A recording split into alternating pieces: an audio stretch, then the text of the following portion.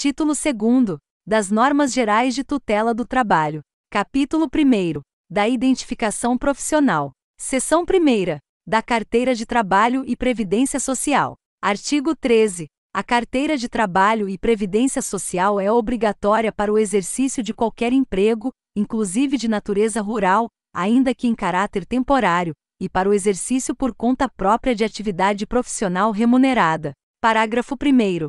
O disposto neste artigo aplica-se, igualmente, a quem: inciso 1º, proprietário rural ou não, trabalhe individualmente ou em regime de economia familiar, assim entendido o trabalho dos membros da mesma família, indispensável à própria subsistência, e exercido em condições de mútua dependência e colaboração. Inciso 2º. Em regime de economia familiar e sem empregado, explore área não excedente do módulo rural ou de outro limite que venha a ser fixado, para cada região, pelo Ministério do Trabalho e Previdência Social. Parágrafo 2º. A Carteira de Trabalho e Previdência Social obedecerá aos modelos que o Ministério da Economia adotar. Seção 2ª. Da emissão da carteira. Artigo 14. A CTPS será emitida pelo Ministério da Economia preferencialmente em meio eletrônico. Parágrafo único. Excepcionalmente, a CTPS poderá ser emitida em meio físico, desde que: inciso 1º, nas unidades descentralizadas do Ministério da Economia que forem habilitadas para a emissão. Inciso 2º, mediante convênio, por órgãos federais, estaduais e municipais da administração direta ou indireta. Inciso 3º, mediante convênio com serviços notariais e de registro, sem custos para a administração, garantidas as condições de segurança das informações. Artigo 15. Os procedimentos para emissão da CTPS ao interessado serão estabelecidos pelo Ministério da Economia em regulamento próprio, privilegiada a emissão em formato eletrônico. Artigo 16. A CTPS terá como identificação única do empregado o número de inscrição no cadastro de pessoas físicas. Seção 4ª. Das anotações. Anotações na Carteira de Trabalho e Previdência Social. Artigo 29. O empregador terá o prazo de 5 dias úteis para anotar na CTPS, em relação aos trabalhadores que admitir, a data de admissão, a remuneração e as condições especiais, se houver, facultada a adoção de sistema manual, mecânico ou eletrônico, conforme instruções a serem expedidas pelo Ministério da Economia. Parágrafo 1º. As anotações concernentes à remuneração devem especificar o salário, qualquer que seja sua forma de pagamento, seja ele em dinheiro ou em utilidades, bem como a estimativa da gorjeta. Parágrafo 2º. As anotações na Carteira de Trabalho e Previdência Social serão feitas: a. na database, b. a qualquer tempo por solicitação do trabalhador, c. no caso de rescisão contratual, ou d. necessidade de comprovação perante a Previdência Social. Parágrafo 3º. A falta de cumprimento pelo empregador do disposto neste artigo acarretará a lavratura do auto de infração, pelo fiscal do trabalho, que deverá, de ofício, comunicar a falta de anotação ao órgão competente para o fim de instaurar o processo de anotação. Parágrafo 4º.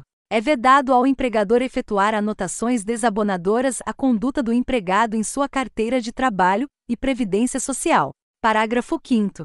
O descumprimento do disposto no parágrafo 4º deste artigo submeterá o empregador ao pagamento de multa prevista no artigo 52 deste capítulo. Parágrafo 6º. A comunicação pelo trabalhador do número de inscrição no CPF ao empregador equivale à apresentação da CTPS em meio digital, dispensado o empregador da emissão de recibo. Parágrafo 7º. Os registros eletrônicos gerados pelo empregador nos sistemas informatizados da CTPS em meio digital equivalem às anotações a que se refere esta lei. Parágrafo 8º. O trabalhador deverá ter acesso às informações da sua CTPS no prazo de até 48 horas a partir de sua anotação. Seção 5ª. Das reclamações por falta ou recusa de anotação. Artigo 36. Recusando-se a empresa fazer as anotações a que se refere o artigo 29 ou a devolver a carteira de trabalho e previdência social recebida, poderá o empregado comparecer, pessoalmente ou intermédio de seu sindicato perante a delegacia regional ou órgão autorizado, para apresentar reclamação. Artigo 37. No caso do artigo 36, lavrado o termo de reclamação, determinar-se-á realizarão de diligência para a instrução do feito, observado, se for o caso o disposto no parágrafo 2º do artigo 29, notificando-se posteriormente o reclamado por carta registrada, caso persista a recusa, para que, em dia e hora previamente designados, venha prestar esclarecimentos ou efetuar as devidas anotações na carteira de trabalho e previdência social, ou sua entrega. Parágrafo único. Não comparecendo o reclamado, lavrar-se-á termo de ausência, sendo considerado revel e confesso sobre os termos da reclamação feita, devendo as anotações serem efetuadas por despacho da autoridade que tenha processado a reclamação. Artigo 38. Comparecendo o empregador e recusando-se a fazer as anotações reclamadas, será lavrado um termo de comparecimento, que deverá conter, entre outras indicações, o lugar, o dia e hora de sua lavratura, o nome e a residência do empregador, assegurando-se-lhe o prazo de 48 horas, a contar do termo, para apresentar defesa. Parágrafo único. Fim do prazo para a defesa, subirá o processo à autoridade administrativa de primeira instância, para se ordenarem diligências que completem a instrução do feito, ou para julgamento, se o caso estiver suficientemente esclarecido. Artigo 39. Verificando-se que as alegações feitas pelo reclamado versam sobre a não existência de relação de emprego ou sendo impossível verificar essa condição pelos meios administrativos, será o processo encaminhado à Justiça do Trabalho ficando, nesse caso, sobrestado o julgamento do auto de infração que houver sido lavrado. Parágrafo 1º.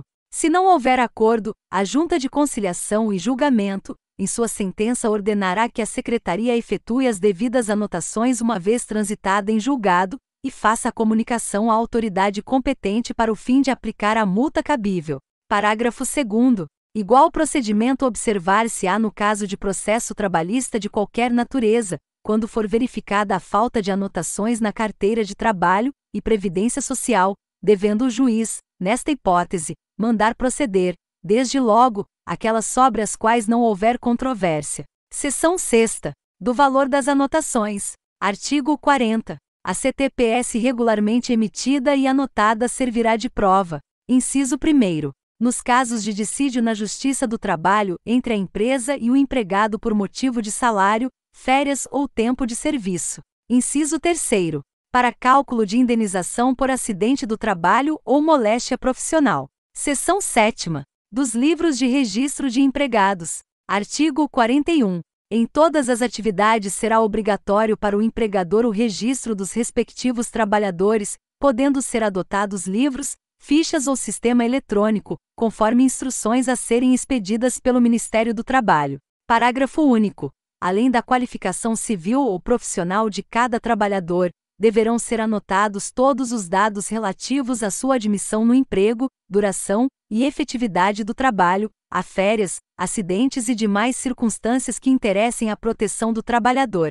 Artigo 47. O empregador que mantiver empregado não registrado nos termos do artigo 41 desta consolidação ficará sujeito a multa no valor de R$ 3.000 por empregado não registrado, acrescido de igual valor em cada reincidência. Parágrafo 1º. Especificamente quanto à infração a que se refere o caput deste artigo, o valor final da multa aplicada será de R$ 800 por empregado não registrado, quando se tratar de microempresa ou empresa de pequeno porte. Parágrafo 2º. A infração de que trata o caput deste artigo constitui exceção ao critério da dupla visita. Artigo 47-A. Na hipótese de não serem informados os dados a que se refere o parágrafo único do artigo 41 desta consolidação, o empregador ficará sujeito a multa de R$ 600 por empregado prejudicado.